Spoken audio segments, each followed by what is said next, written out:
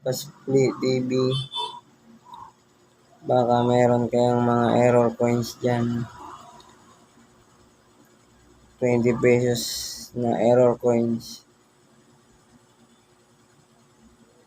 Ito lamang po ay sample lamang po itong pinapakita ko sa video.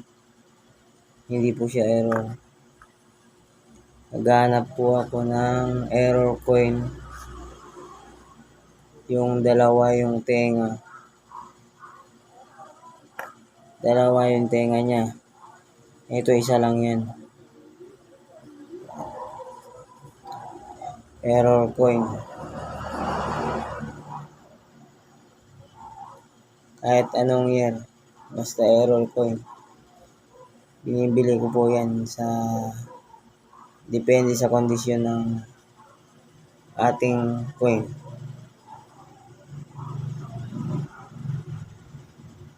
Pwede nating mabili siya sa halagang 1K pataas.